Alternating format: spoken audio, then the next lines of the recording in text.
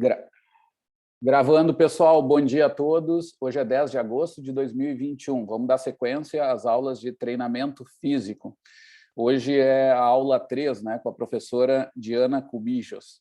Eu vou, antes de passar a palavra para ela, eu vou fazer uma tarefinha com vocês, tá? Vou tentar fazer uma eu nem sei como é que se chama isso, uma atividade, vamos chamar assim, tá? Bem simples. Que eu vou fazer, tá, gente? Eu vou pegar aqui meu relógio, vou dar 2 minutos para vocês fazerem o seguinte, fiquem bem atentos, tá? Eu vou digitar uma questão para vocês ali no chat, tá? No chat já está um link do artigo, tem alguém que chegou depois, então vai ter gente entrando, eu vou estar botando o link, que é da Frontiers, tá? Só para vocês saberem. Ali tem um artigo que eu quero que vocês, em 2 minutos, prova relâmpago mesmo, tá? Que vocês respondam a questão que está no abstract. Então, quem quiser já vai baixando o artigo e vai me ouvindo aí, tá? Eu vou fazer uma questão bem objetiva, bem simples, só que vocês vão responder no e-mail da Diana, que eu vou colocar aqui de novo, porque alguém deve ter entrado depois, pela lei de Murphy, sempre vai ter alguém fora, e vocês vão mandar a resposta para a Diana. A questão é a seguinte: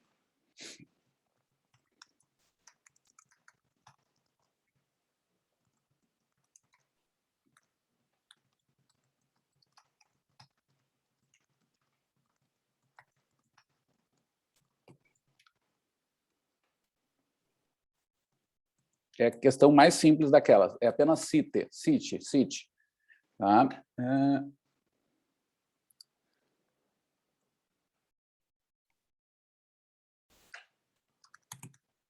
Trabalhar um pouco mais, não vou nem botar acentuação, não, né? Vamos uma língua digital, né? Vou botar uma coisinha mais decente, tá feita a questão. 9h39 até as 9h41, eu vou pedir que vocês mandem e-mail, encham a caixa de e-mail da Diana, né, que ela ainda está no início da carreira dela, então está longe ainda de lotar as caixas, e respondam isso, que eu vou também falar aqui para vocês, está escrito ali no chat, mas cite os 2 principais tipos de eficiência energética que temos durante o movimento. Só para vocês saberem, no resumo ali, os autores explicam que há uma eficiência geral de movimento e que é composto de 2 tipos de eficiência. É uma coisa bem simples, tá? É apenas citar. Olha, só na explicação já foi 1 minuto. Vocês têm 1 minuto, então, para fazer toda essa tarefa, que é abrir uma caixa de e-mail e responder objetivamente só a resposta, não precisa digitar a questão, tá? No e-mail. Eu sei que vocês são muito modernos, se alguém tiver dúvida do que é um e-mail, por favor, fala comigo, tá? O pessoal vive só de WhatsApp, não sei o quê. Mas eu e a Diana somos ainda da época... Não, a Diana não, né? Eu sou da época da carta. Então, para mim é fácil.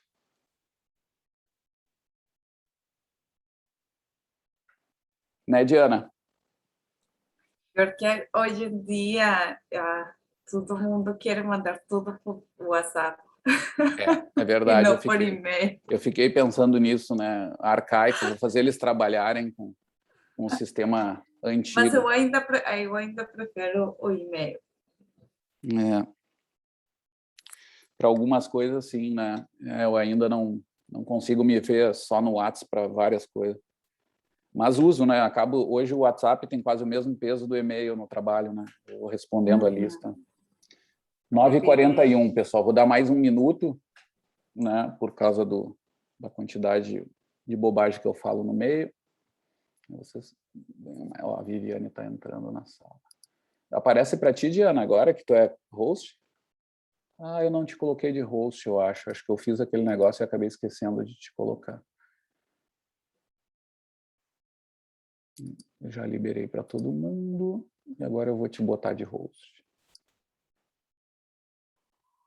Estranho que não tem o co-host, né? Mas... mudar o host. Tá, vamos ver o que acontece. Ainda eu estou gravando, né? Mas esse é o problema. Quando eu mudo o host, não dá para começar a gravar, entendeu? Eu fico preso. Então, já fizemos as operações. E também liberei, viu, Diana, ali no share screen, tem um botãozinho que para mim não tem mais, mas para ti deve ter uma setinha num cantinho do share screen, que permite ali, eu botei para múltiplo, né, não sei o que lá, múltiplas pessoas compartilhando, né? Então é bom tu colocar assim, que aí qualquer pessoa que quer mostrar alguma coisa é só ir ali e compartilha, né? Se eu quiser compartilhar agora, eu posso igual, né? Mesmo que esteja tu coordenando. Um detalhezinho. Bom, pessoal, fechou o tempo.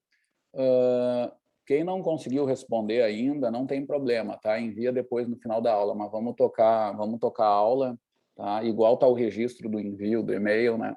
O registro é bom.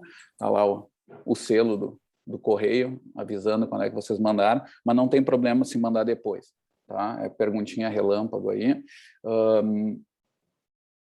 Vamos lá. Na próxima aula eu falo sobre essa resposta, tá? E vou mandar alguma coisa no WhatsApp para vocês também. Mas eu sugiro que vocês leiam, tá? Quem não conseguiu ler, que leia o resumo com muita atenção, que tente entender todo o resumo, e se não entendeu, que procure no artigo a explicação do que está no resumo, tá? Então use o artigo como um texto de aprofundamento para entender o que está escrito no resumo, mas pelo menos os conceitos que estão no resumo que vocês tentem entender, tá? Que nós vamos depois, ao longo dessas primeiras aulas, fazer uma ligação da fisiologia que vocês tiveram com o treinamento, de alguma forma. Então, vocês pensarem o raciocínio do treino com essa coisa mais sistematizada que tem nesse artigo aí, que vem lá da fisiologia. Tá? Diana, tudo contigo, vai lá. Muito bem. Bom, então, antes de começar, eu vou dar breve resumo do que vimos agora. Falamos, então, que o treinamento físico é uma série de exercícios organizados sistematicamente para atingir um objetivo que pode ser avaliado. Também falamos que o desempenho indica uma inscrição quantitativa do exercício, da execução de uma tarefa de movimento específica e que está regulada pelo objetivo. Também falamos da carga, ¿sí? Que a carga é um estímulo capaz de perturbar a homeostase de organismos, e falamos de seus componentes, da intensidade, do volume, da frequência e da intensidade.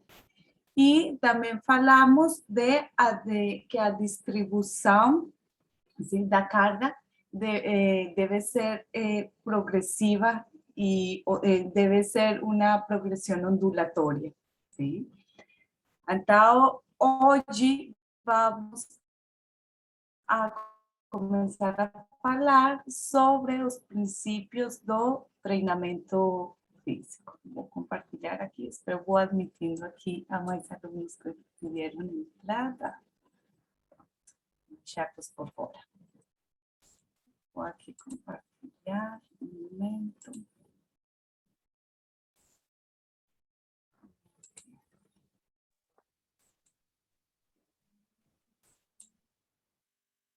Muito bem. Agora. Então, vocês estão olhando aqui minha tela, certo? Tá. Então, vamos a começar hoje a falar sobre os princípios do treinamento físico, na quais esses princípios são a individualidade biológica, a sobrecarga, a adaptação, a especificidade, a continuidade, reversibilidade e variabilidade. Hoje vamos a ver individualidade biológica, sobrecarga e adaptação. E vamos começar falando sobre a adaptação, porque ela está envolvida com todos os princípios, sim? Então, adaptação é a reorganização estrutural e funcional do organismo frente às exigências de cargas internas e externas para o restabelecimento da homeostase. E quais então são essas características? Como já falamos, ela faz distúrbio da homeostase, há uma formação de novas estruturas, amplia o campo de estabilidade dos sistemas, porque aumenta essa capacidade, mas também ela pode volver atrás, e isso é o que também chamamos de reversibilidade do processo. E essa adaptação, sim, ela pode ter umas fases, que uma fase de alarma na qual, quando se aplica o estímulo, o corpo, quando se aplica o estímulo, o corpo, sim, tem uma resposta, tem uma alarma que faz que ele tenha uma resposta adaptativa para que ele possa obter melhorar sua capacidade a essas novas exigências que estão sendo exigidas. Quando essas exigências já são muito altas, aí vem então o que é a fadiga, a fadiga, e aí já entra em outro processo, E essa adaptação, não está passando, vocês estão em qual slide? Desculpa, porque para mim ficou aqui bloqueado. Ficou parado agora, nesse. Agora passou. Agora passou. Então, essas adaptações são divididas de duas formas, em aspectos anatômicos e fisiológicos e em aspectos do tempo. Quando estamos falando de aspectos anatômicos e fisiológicos, estamos falando de morfológicos, que está relacionado com massa muscular, com volumen cardíaco, con capilarización, con proliferación de células neurales. Y cuando hablamos de esos aspectos funcionales, entonces estamos hablando de o aumento de la capacidad de los sistemas, como el aumento del consumo de oxígeno.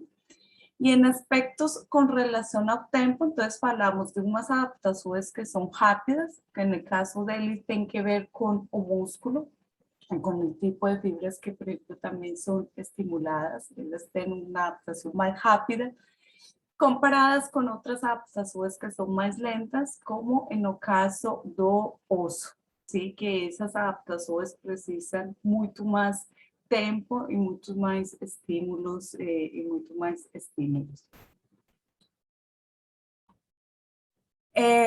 Então, essa adaptação, a gente vai estar falando durante todos os princípios, porque ela vai estar ligada a vai estar ligada às cargas, vai estar ligada a outros processos que vamos a ir falando durante as aulas. E então vamos a continuar com a individualidade biológica, que esse princípio são as diferenças ou a variabilidade que existe entre os seres humanos como organismos da mesma espécie. Mas isso tem um fundamento biológico, ¿sí? En la qual esse fundamento depende da interação entre o gene, o organismo e o ambiente. Então, essa interação gera uma quantidade de processos fisioquímicos e nossos genes heredan uma ampla e variedade de recursos que permitem essa estabilidade da forma de uma geração para outra. Entretanto, muitas dessas potencialidades precisam ser estimuladas. E aí vem um conceito de fenotipo, no qual são as características visíveis, ¿sí? E essas características visíveis de nossos organismos podem ser fisiológicas, comportamentais, e morfológicas visíveis e não visíveis. E essas características vão depender dessa interação com o ambiente, e com o treinamento a gente pode modificar algumas, pode modificar elas. E essa interação Então, também é o que nos vai dar essa individualidade, gerando uma responsabilidade, que pode ser agudo, tardio o crônico, que já falamos um pouquinho disso também na aula passada.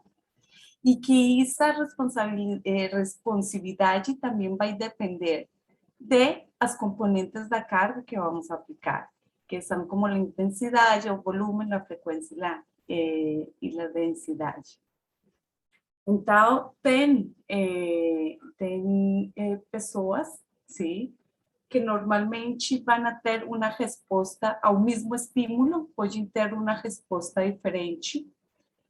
E como acabei de falar, essa resposta aguda, então, vai ser após de uma sessão de treinamento. O tardio vai ser nesse processo de adaptação a essa carga, e o crônico já vai ser a longo prazo. Normalmente, nas pesquisas se procura ver como é essa estabilidade ou essa resposta ante cierto estímulo, porém isso não quer dizer que não possa existir, outliers, ou que não possa existir pessoas que possam responder diferente, e isso é importante ter-lo em conta, e não somente ter em conta, sino também que aí entra um processo que é a avaliação, sim? Então, avaliar a nossos alunos, avaliar a todas, al processo que nós estamos realizando é muito importante. E realizá-lo como? Realizar tanto essas capacidades, tanto na parte física, como também esse histórico médico, esse histórico también de fisiopatologías fisiopatologías, así como también a parte de personalidad, porque eso también influencia en el rendimiento, en el desempeño de nuestro alumno, de nuestro esportista. Então, ter em conta toda essa avaliação é muito importante para a individualidade e avaliar essa responsabilidade de nossos alunos. E essa, tanto a responsabilidade como a adaptação, vai depender dessa sobrecarga, que a sobrecarga é uma carga maior que o corpo está acostumado a receber, e é isso então vamos a chamar de estímulo. Esse estímulo, então, tem uma resposta e tem essa adaptação. A aula passada mostramos esta tabela, este gráfico do gráfico de supercompensação.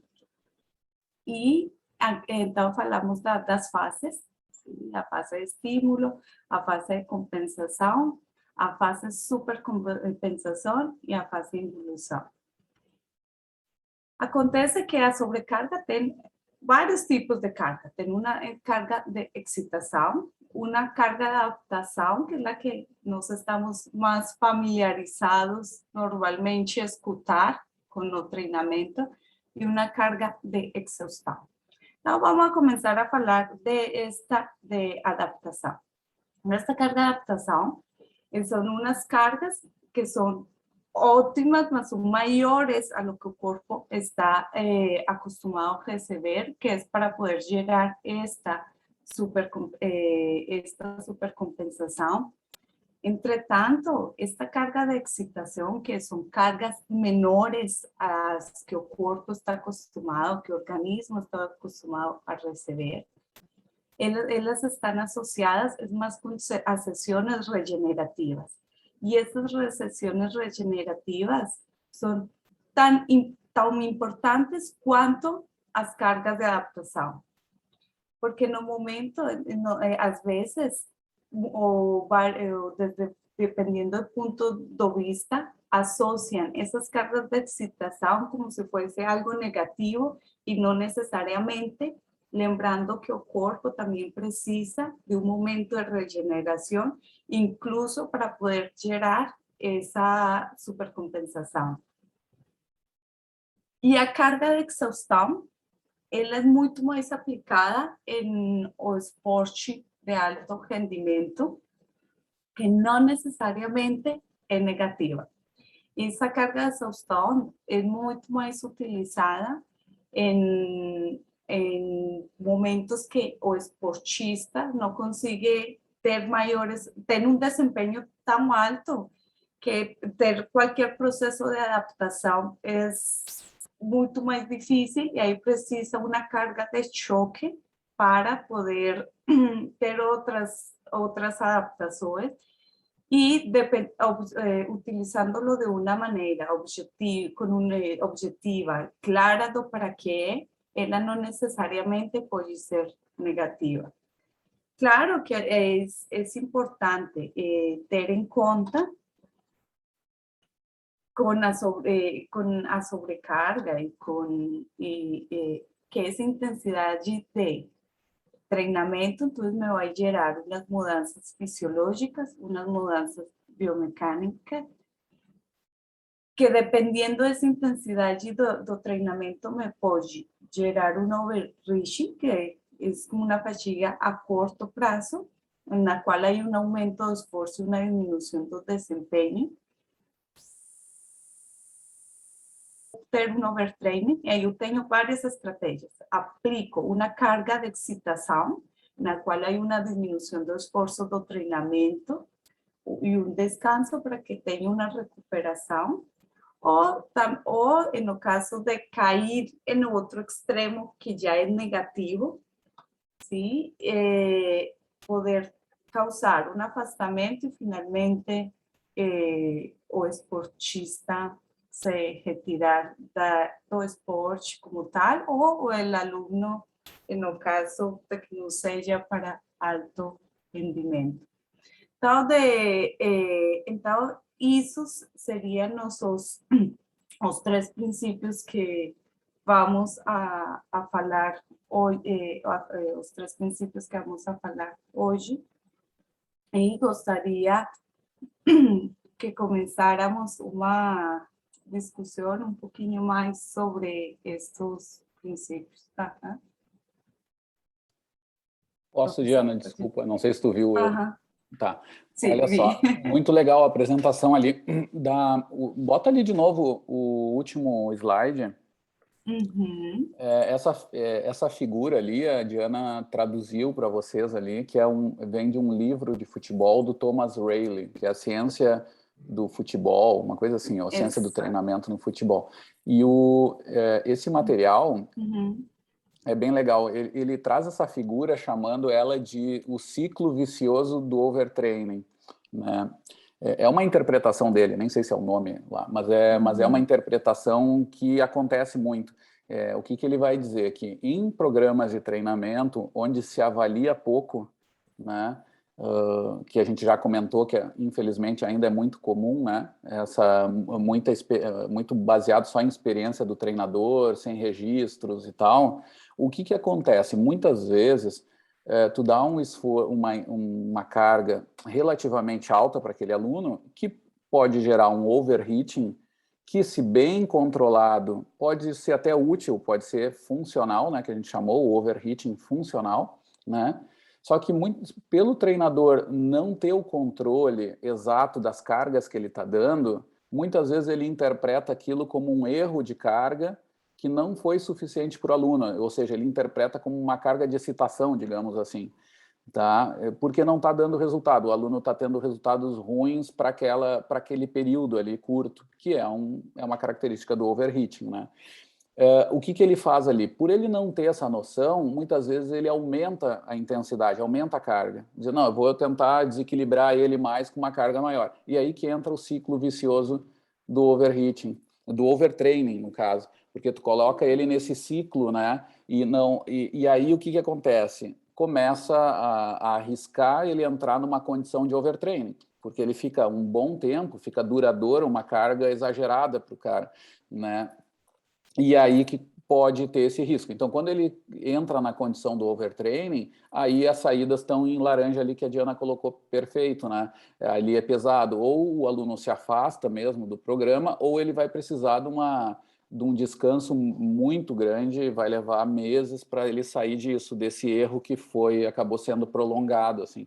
Né? Mas isso é estranho, porque tem muito treinador que não nota isso, porque até o treinador nota. Geralmente são treinadores que não têm um controle tão exato das coisas. É o tipo de cara que só prescreve treino, mas não tem sinais do que está acontecendo, não tem registros. Por isso que a Diana falou bem, a avaliação é importante, né? Aí, nesse caso, muitas vezes eles entram nisso. O cara já está no overheating e passa por variações de carga que não são individualizadas para ele, e muitas vezes aumenta, né? E até frente a isso, tu não está fazendo bem essa carga, esse aqui não foi tão responsivo, então vamos aumentar, né? Como eu dei até um exemplo na aula passada, que era lá do caso do treinamento cardiorrespiratório, que naquele caso estava certo. Naquele caso era uma carga super baixa e tinha que aumentar mesmo a carga para ter estímulo. Tá? Esse caso aqui já é um pouco mais avançado. Esse caso não está tendo bons resultados com cargas altas, né, reconhecidamente altas, não como do exemplo da aula anterior. Aí entra nesse ciclo vicioso que a Diana colocou bem, né? Queria trazer só esse exemplo, Diana. Eu não sei se tu já ia falar disso, às vezes tem isso, o professor começa a falar exatamente no caso, mas é o preço, né, de estar aí o chato junto. Tá, Diana? Eu já Não, corto. não, mas perfecto, Ale, porque sí, você tem muita experiência em muitas áreas que com certeza eu não tenho, então sempre são bem-vindas essas intervenções. Não, não, lo que agora basicamente são os três princípios que vamos a falar hoje, ¿sí? Que estava aqui apresentando para vocês e que gostaria que vocês como alunos começáramos a discutir um pouco mais disso, as dúvidas que também vocês têm sobre estes três princípios. ¿Sí? Não sei se o professor também queira complementar com mais exemplos práticos, que vocês muito bom trazendo esses exemplos práticos, que eu acho que ajudam também a contextualizar bastante aos alunos com relação a eles.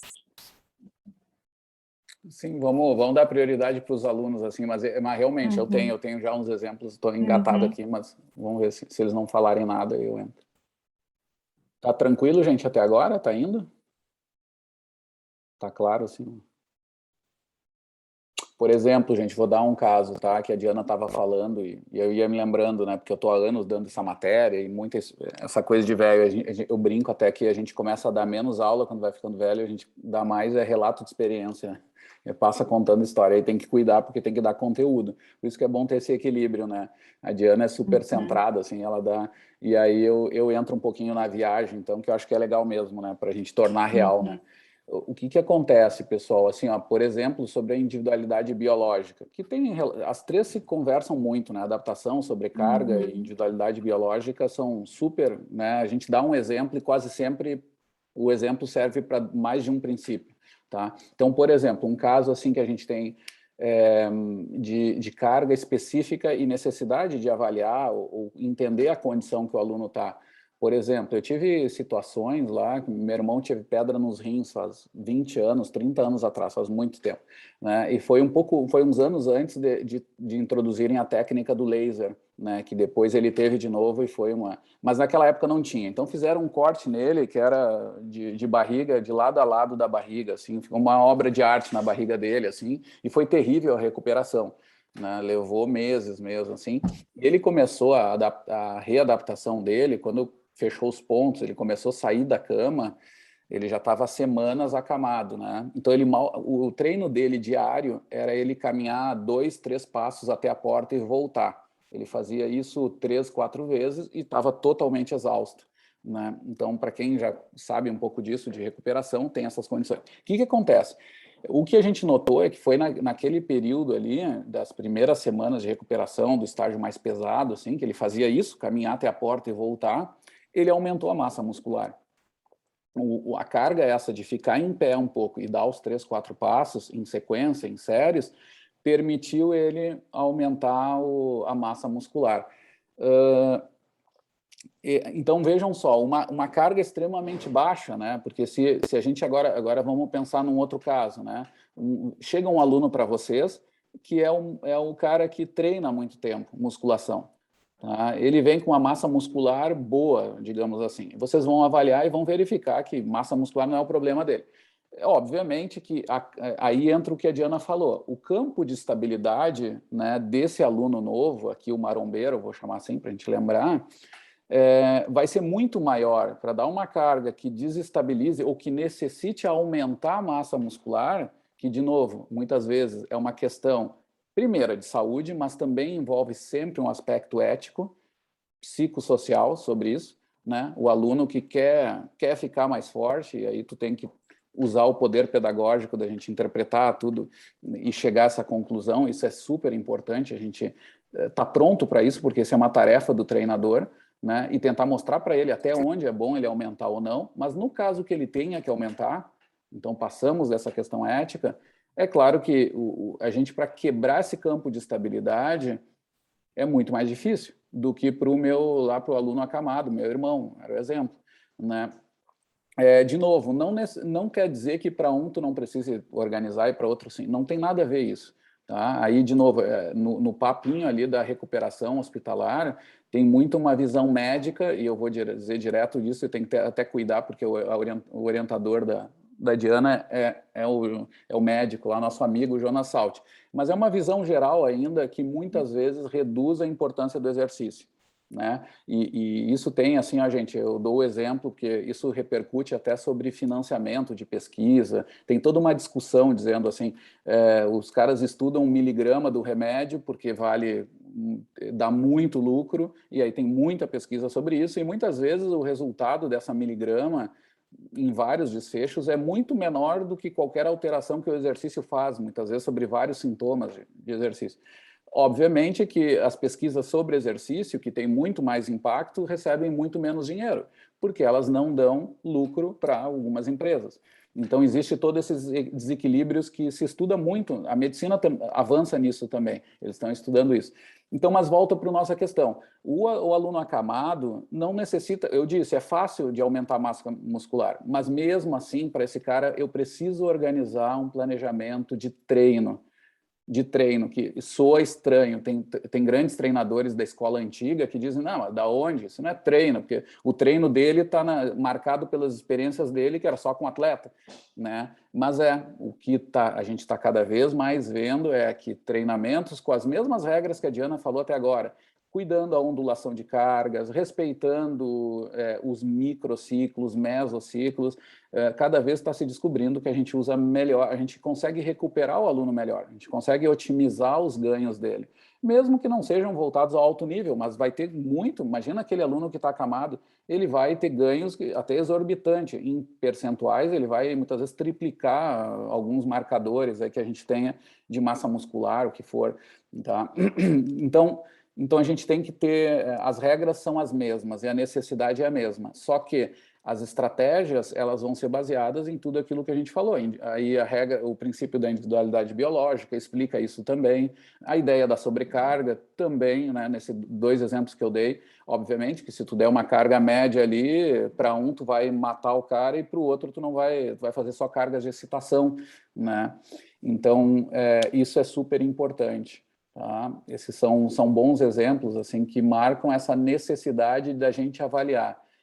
E, de novo, não é nada contra a experiência, né? O treinador que é experimentado, e ele sabe, ao longo do tempo, várias coisas. E a gente olha mesmo, a gente sabe, se esse cara conta na anamnese dele que foi atleta de tal coisa, por exemplo, ginástica artística, né? Na minha época, ginástica olímpica, é quase certo que ele não vai precisar melhorar marcadores de flexibilidade. Mas, mesmo assim, eu faço uma avaliação para garantir isso. Mas é claro que na anamnese já me dá algum... E eu tenho que considerar isso. porque é parte do nosso conhecimento. O médico faz isso também na decisão clínica dele.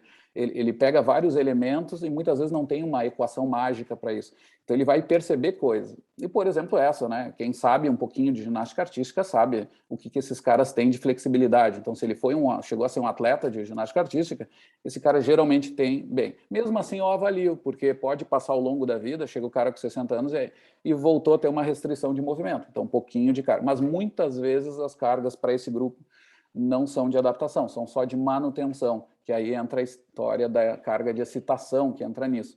Isso a Diana falou, né?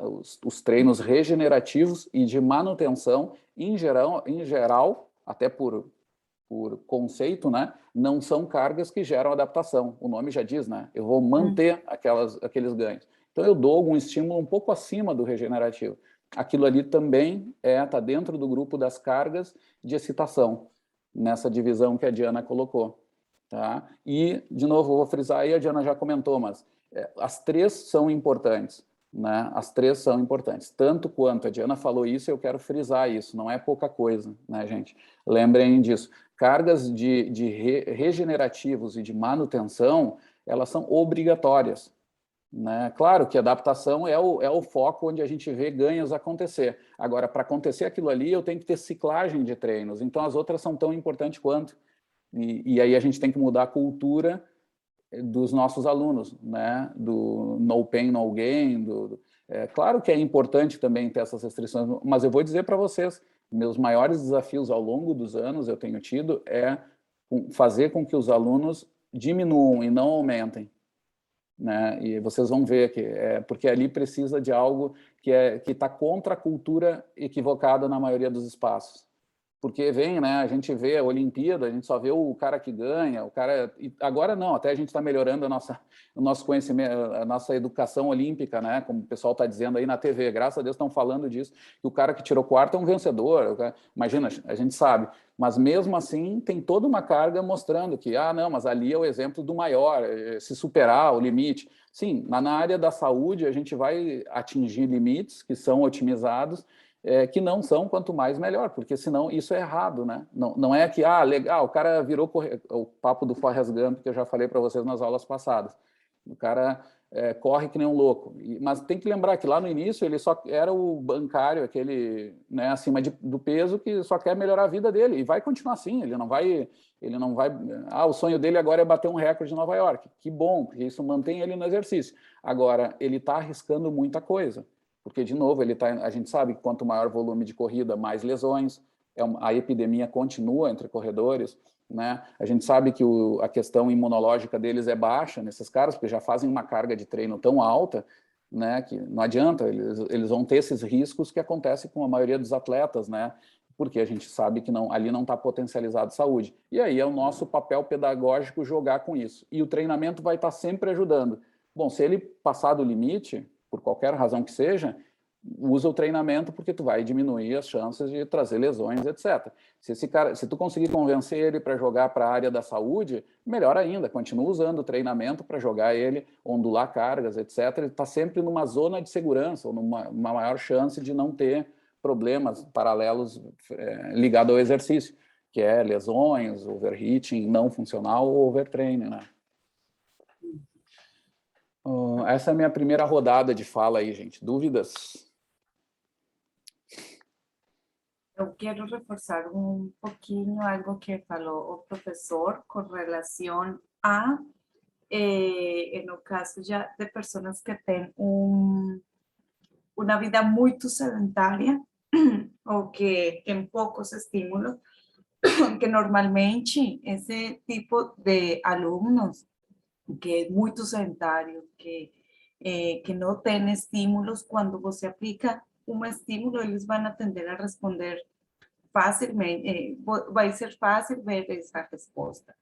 Mas o fato de ver essa resposta não quer dizer que a gente não precise planejamento, e eu vou reforçar bastante nisso, que muitas vezes, com esse aluno também, quem está aí preparando, se fica muito empolgado e muito emocionado, e dando cargas, dando estímulos, e também esquece que mesmo que ele no início tenha uma resposta que a gente consiga ver facilmente, ele também precisa desse processo adaptativo, e que para ter essa adaptação também precisa essa recuperação, e assim em diante progressivamente ir melhorando a condição física, a qualidade de vida desse aluno.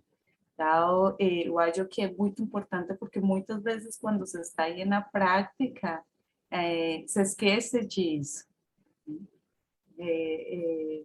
Não sei se algum de vocês tem dúvidas, ou querem comentar algo, querem compartilhar algo.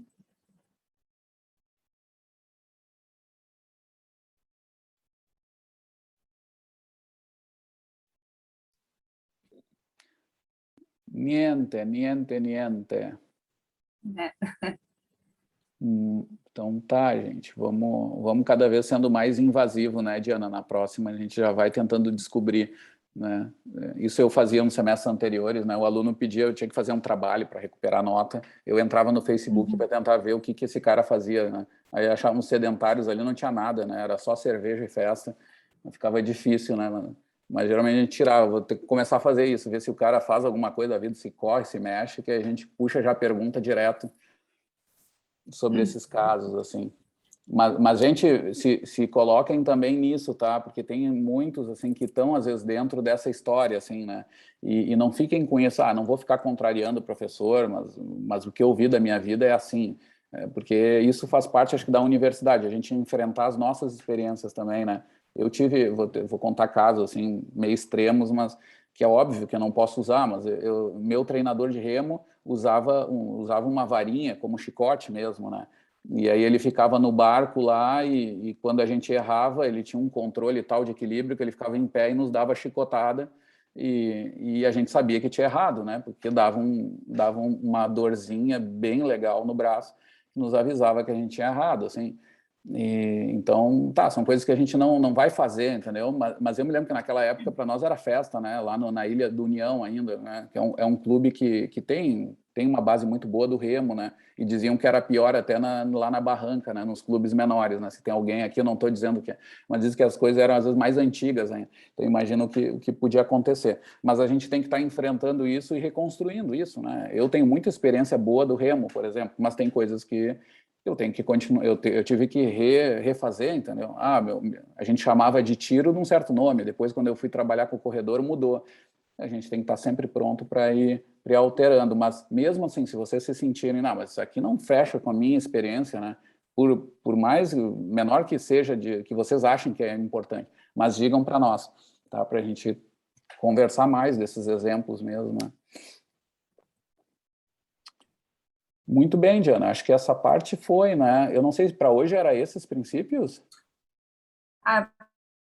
Para hoje eram esses princípios, sim? Eram esses 3 princípios. Para a próxima aula era o princípio de especificidade. Então, sim, basicamente, hoje eram esses princípios. Tá ótimo, não, tá ótimo. E vocês vão ver também outra coisa, né, gente? Eu acabei dando exemplo, a Diana também, assim, eu dei muito sobre a parte da força muscular, né? É um método muito usual. Vou tentar mostrar também, de certo modo, outros. Eu acabei falando da flexibilidade, né? Mas, por exemplo, a velocidade é super importante, né? Acho que tem um aspecto que acho que a gente já pode ir colocando como parte inicial do conteúdo, porque, na verdade, é algo que é meio paralelo, não está escrito em lugar nenhum, tá? Mas a gente já conversou com a Diana que a gente ia dar isso, né? O que acontece? Vocês viram já no planejamento, né? Porque todos leram o plano de ensino, eu sei, né? Isso a gente não tem dúvida, que a gente vai trabalhar com 4 métodos de treinamento que está ligado a 4 capacidades condicionantes básicas, né? Que é resistência, é força, é velocidade e é flexibilidade, né? Essas 4.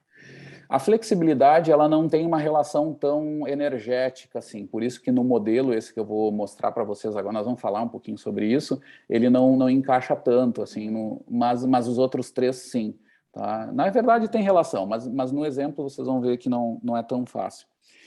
Vou pegar meu quadro negro com a tecnologia do Zoom agora. Não sei se vocês já ouviram falar, tem um negócio que se chama papel e caneta, que olha que legal que é. Olha o que dá para fazer com esse negócio aqui, vocês que são do mundo do celular. Ó. O Carlos até sai fora dessa, quando eu começo a falar de gurizada, ele vai embora, porque ele tem uma barba cerrada que nem a minha, mas daqui a pouco ele só engana. Força, velocidade e resistência. Deixa eu ver se vocês conseguem ver essa minha alta tecnologia. Olhem que maravilha isso aqui, gente, de desenho. Era para ser um triângulo, tá? Ele não está simétrico por problemas de coordenação motora fina do professor. Então, vejam que tem um F, um R e um V. Tá? O que a gente faz nisso aqui, gente? Aqui, essa ideia seria a gente vai tentar trabalhar com vocês, na medida do possível, eu quero desde o início que vocês pensem nos métodos de treinamento, não como classicamente é dado, e até nós, em certo modo, acabamos ajudando, porque vocês vão ver, tem aulas de métodos de treinamento de força, como se fosse uma gaveta fechada. Né? Vou abrir a gaveta e ali vai ter os métodos de treinamento de força. Depois nós vamos ter o método de resistência, depois o método de velocidade.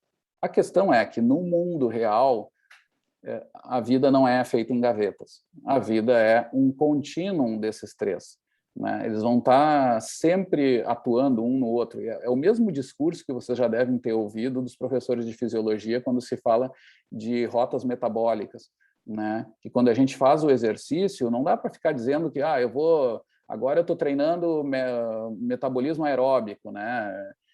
No mundo real do exercício ligado à saúde e a esporte, tá? Vou dar esses casos assim, os próprios pensadores sobre isso, assim, os grandes treinadores e que são cientistas também do esporte, eles têm claro que a gente trabalha com predominâncias, né? Mas a gente vai estar trabalhando com coisas mais complexas mesmo, que geralmente vai estar muito ligado ao funcional. Eu vou estar resolvendo tarefas, né? E ali eu vou estar tentando me aportar de predominâncias um pouquinho diferentes. Não significa não significa que agora eu tenho que deixar de lado metabolismo ou métodos específicos. Não é isso. Mas é repensar isso, né? E a proposta aqui é pensar isso como um contínuo de capacidades e não como gavetas fechadas. O que eu vou ter aqui? Eu vou ter um contínuo de métodos ou de capacidades, né? São as capacidades que eu vou usar métodos para treinar elas, que eu vou ter aqui. O que eu vou ter de importante, né, Diana, que a gente viu? Nós vamos ter, por exemplo, os atratores, que a gente chama, ou os pontos extremos. Vejam que legal que dá para fazer com a caneta. Aqui os três extremos, né? Nós vamos ter onde eu diria assim que nós estamos próximo da gaveta, seria uma ideia assim, mas não é, mas são as nossas referências, né? Por exemplo, quando eu penso em força, né? O que é o extremo da força? O que é esse atrator aqui na força? É a repetição máxima, que eu não sei se foi de manhã ou de tarde que perguntaram o que era a tal da RM, que eu acabei falando e algum aluno se atreveu a dizer, professor, o que o senhor fala aí de RM? Né? Porque o cara vai lá e faz a RM. É um jargão lá do pessoal do treinamento de força. Ele faz a repetição máxima e quase sempre está ligado a uma repetição máxima. Por isso que vem junto o RM, junto com um na frente, quando é uma, né? Às vezes tem 5, 8, tá? Mas é muito comum que só a RM é tratar de uma repetição máxima. Ou seja, essa é a condição onde eu tenho um extremo da força. Só que a gente vai ver que esse extremo, esse atrator, ele serve para nos organizar a figura. Mas no mundo real é o que menos a gente faz. Claro, tem situações extremas onde eu tenho que executar no dia a dia para a saúde ou no esporte uma repetição máxima. Eu tenho lá o próprio levantamento de peso, né? Mas a gente vai ver que o próprio levantamento de peso, na maioria deles, tem arrancada, tem também elementos de velocidade naquela execução, né? Mesmo naquele esporte que é super força, né? Ele tem elementos que vão andar um pouquinho em direção à velocidade. Aqui na figura vão andar para esse lado aqui, né? Então, eu vou ter que ter elementos que vão beirar uma velocidade. Mas é importante eu entender os atratores, porque dos atratores eu vou entender como são as relações e onde eu vou andar com o exercício. Olha, se eu adiciono um elástico, torna o movimento mais lento, eu vou forçar um pouco mais, eu vou trabalhar mais com força do que velocidade. Se eu fizer mais repetições, eu ando aqui, ó, mais para o lado esquerdo, aqui na minha figura, deve ser a mesma coisa para vocês, né? Eu venho aqui para o R, né? Porque eu faço mais repetições, eu sei que eu pago um preço, porque geralmente a força que eu consigo executar é menor, ou a velocidade que eu consigo executar tende a ser menor, mas eu vou estar pagando, e assim vai estar andando os meus exercícios. A partir daí, eu tenho uma ideia mais sistêmica dos exercícios. Eu conheço os exercícios que funcionam, né? De novo, a história vai me dizer, eu vou trabalhar com tal coisa, então eu tenho as tradições daquele esporte que já sei que me resultam coisas, mas eu vou com a ciência sabendo também aquilo que tem mais chance de melhorar e ajustar, como a Diana falou. Então, responsividade. Não, esse aluno tem pouca velocidade, então eu tenho que dar exercícios que tenham um pouquinho mais de velocidade para ele, para tentar melhorar esse aspecto da velocidade nele. Ou não, esse aluno perde um pouco quando ele executa a potência lá numa dimensão mais lenta, então ele precisa melhorar um pouco a base de força dele, né? E aqui vem a segunda informação dessa figura para a gente terminar hoje, assim, né? Que é o que, além dos extremos, aqui para força a gente tem a 1RM de extremo, né? Que vai só nos ajudar a situar aqui a extremo.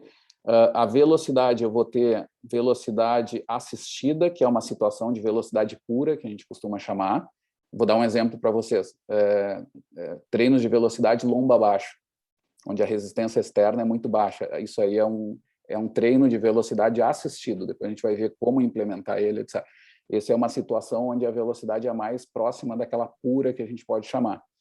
E tem a situação de resistência, que é mais difícil da gente colocar o que seria um extremo, mas seriam provas de muitas horas. Seriam aqueles Eco Challenge, aquela ultramaratona, tal, algo assim. Seriam atividades onde realmente a resistência estaria próxima de uma situação máxima. Mas não é porque, claro, o ser humano pode fazer muito mais, né?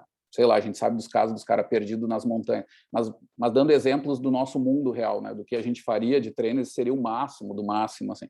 E a partir daqui que a gente andaria nessas direções e faria escolhas de treinamentos nisso. Outra coisa para entender são as áreas de interferência aqui, né? Que hoje o pessoal chama até como treinos combinados, que procuram ter adaptações que possam estar nas áreas onde é mais comum o mundo real. É o mundo complexo, é isso que eu quero dizer para vocês. O mundo quando a gente pensa em saúde, né? Eu quero que meu aluno tenha, além de questões psicossociais, que ele esteja pronto para realizar atividades do dia a dia, sem tanto cansaço, etc. Né? Isso é muito importante do ponto de vista funcional, né? Que é um elemento importante da saúde aí, e exercício. A gente vai ver que a maioria dessas situações são complexas, envolvem a predominância de mais de um componente. É força com velocidade, é velocidade com resistência e algo assim, tá? Então é importante a gente entender também os caminhos intermediários aqui, que é fácil da gente entender, assim, né? Isso nas gavetinhas já tem esses espaços já pronto. O problema é que elas muitas vezes não conversam com a outra gaveta, e agora que a gente vai ter que quebrar isso para ver que na verdade estão muito próximas, né? Vamos dar um exemplo. Quando eu trabalho com resistência de força, né? Resistência com força. A gente aprende lá da musculação. Se tu pega a gavetinha da musculação, alguns já devem ter visto, resistência de força, se trabalha com 15 repetições ou mais e tal, com tantas séries, tanto tempo de intervalo, tá lá o conteúdo. Ficou congelado, professor. Trancou minha fala? Muito tempo? Sim, ficou. É que se abre na gaveta da força. Parou ficou na gaveta e não saiu parou da na gaveta. gaveta e ficou aí. Tá, então, por exemplo, se tu abre a gaveta da força, tu tens os métodos de resistência de força, que na musculação é aqueles métodos que muitas vezes alguns usam para fases iniciais de treino, que são mais de 15 repetições, 15 ou mais repetições, né? Agora, se a gente pensa na resistência, e a gente coloca muitas vezes nos treinos de resistência, a gente adiciona peso. Na natação, por exemplo, a gente bota palmar, que deixa o treino com um elemento de força maior. Muitas vezes, o treino acaba sendo de resistência de força também. E ele vem lá de um treino que inicialmente era um treino intervalado de resistência, né? Mas, de novo, tu adicionou coisas, peso, por exemplo, nadadores, muitas vezes os triatletas usam camiseta para aumentar a resistência. Ali ele tem que fazer muita força e a distância fica curta. E, geralmente ele faz esse nado, acaba virando resistência de força. né? Ou seja, e aí o contínuo de métodos permite a gente pensar junto. Então a gente tem, por exemplo, a resistência de força, é aqui, né? Entre força e resistência, resistências de força, tá? Um caminho intermediário. Entre resistência e velocidade, nós temos a resistência de velocidade, mas eu já vou parar aqui porque surgiu uma pergunta. Grace, fala aí. Tá, senhor, mas nesse exemplo que tu deu, não vai ter uma predominância de força? Não, é isso que a gente tem que ver. Pode ser que sim, mas pode ser que não. Pode ser que não. Vou dar um exemplo, tá? Eu acho, não sei se foi de manhã ou de tarde, eu comentei de treinos de maratonistas na sala de musculação que vão para 40, 50 repetições. Acaba se tornando um treino extremamente aeróbico, vamos chamar assim. Aí já fica estranho eu dizer, tá, mas o componente é força, o principal é força. Até onde? Porque o conceito de resistência ele é subjetivo mesmo, entende? O que a gente mais sabe é que está no caminho intermediário. E aí eu vou, para aquele sujeito, para aquela tarefa que ele precisa, eu vou adicionar mais força, pagando o preço de fazer menos resistência, ou não, ou vou fazer um pouco mais de resistência e vou focar meu treino em que ele aumente a resistência. Mas sempre está num intermediário, né? O importante é isso. Sim, mas tá, entendi. É mais a questão de não ser o extremo, mas indo em direção a alguma coisa de uma para outra. E vou dizer outra coisa para vocês. Essa pergunta da Grace me lembrou de velhas discussões, até com colegas da ESEF, que são muito bons. Assim. Eu tenho colegas, meus professores, que são referências internacionais em algumas áreas. Né? Tem gente que é na área de treinamento de resistência mesmo, endurance, tem outros que são muito bons em força, tem caras muito bons em velocidade. E o que eu vou dizer assim, gente? Cuidem só com o discurso do melhor, assim. Na verdade, porque assim, ó, se eu quiser pensar, eu posso pensar todo o exercício meu em velocidade, porque não existe movimento sem velocidade. Pode ser baixa, pode ser alta, né?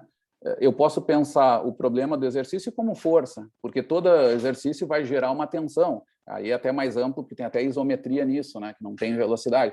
Mas tudo bem.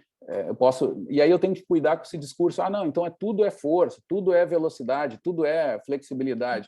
Não, não é isso. Esse papo é de gente que faz muito tempo que perdeu a noção, de novo, do complexo. Assim, no mundo real, vai ser importante vocês entenderem todos esses componentes.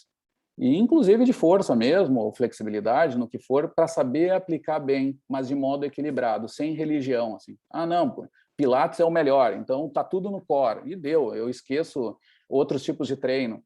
Né? Não adianta, o Pilates não vai resolver tudo. O Pilates vão ser métodos que vão estar dentro aqui desse jogo aqui, ligado muito à força, mas também à resistência, porque tem um certo número de repetições também que tu pode fazer para determinadas tarefas. Tá? Mas específica, porque não são todos os tipos de força.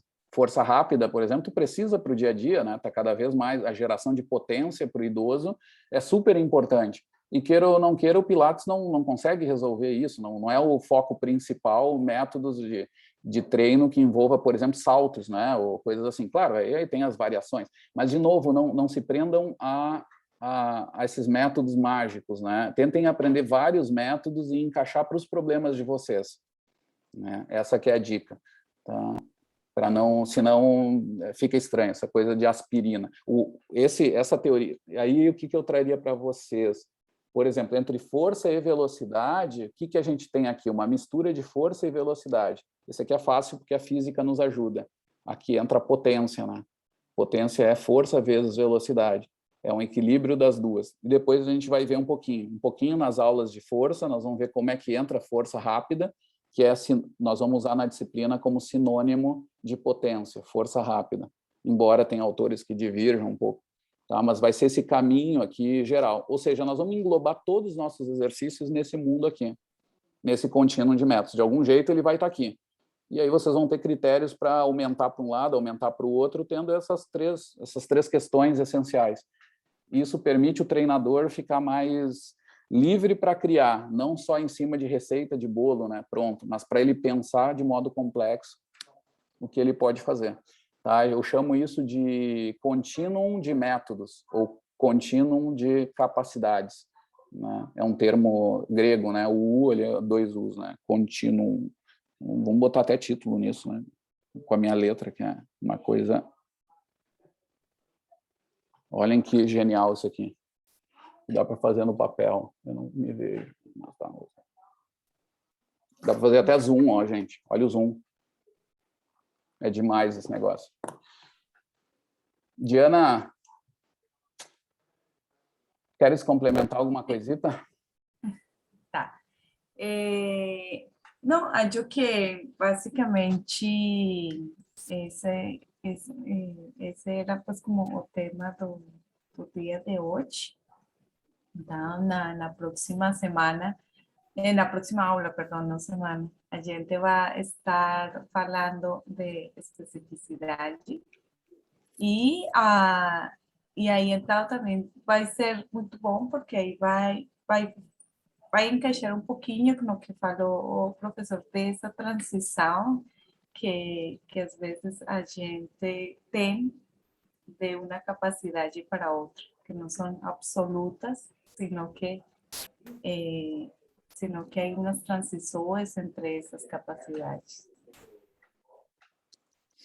Muito bem. E aí é isso, aí transforma em predominâncias, tá? Porque não é que não exista Sim. treinos de força, não é, mas é predominâncias, né? Vamos ver que vai ter sempre, quando sai de uma RM não adianta, eu vou trabalhar com alguma resistência. Existe resistência até nos 100 metros, né? Depois dos 60, 70 metros, quando estabilizam, eles têm que manter essa resistência. Essa é uma resistência também, que envolve ali mais potência do que força, só velocidade, né? Mas há um elemento de resistência ali. E aí a gente fica mais pronto para trabalhar de um modo mais geral esses treinos, e não só nas caixinhas fechadas, como se tivesse um mundo só ali como é que é a RML, né? Isso aí existe na Colômbia, essa abreviatura? Acho que nem os alunos devem saber. RM? RML. L no final. RML. RM a gente Nem a Grace sabe o que é tem, isso. mas RML... Sim, é RML. Não, agora estou em aula. Resistência muscular localizada. Isso é um papo da ginástica. Tem uma tradição na ginástica, talvez nem exista mais em lugar nenhum, tá? Mas se falava durante um período. Eu vou acusar aquilo, né? Então, mas isso aí também o que era isso? Era uma força mais local, um treinamento de força mais local, mas com um componente de resistência um pouco maior, né? Não se fazia poucas repetições ali. Não se faz ainda. Quando tu faz as ginásticas com aparelhos, né? Tu tem resistência muscular localizada muitas vezes, né? Mas com algumas repetições, né? Claro. Tá? Então, isso também é um tipo de resistência de força. Mas se dava muitas vezes os alunos viam isso em lugares diferentes, né? Antigamente a gente tinha disciplinas de ginástica mais clássicas, assim, aqui na ExerFID, né? Aí tinha esse conteúdo, acho que aparecia esse termo aí. Mas nem na Colômbia existe mais. Mas tu já ouviu isso, Diana, não? Não, na verdade, ou pode ser que Manola de RML não tinha escutado. Tá bom, eu sou velho mesmo. É. Feito, gente, por hoje. Valeu também, Diana. Brigadão. Obrigada. Lembrem de mandar o trabalho, pessoal. Tá, nos vemos quinta-feira.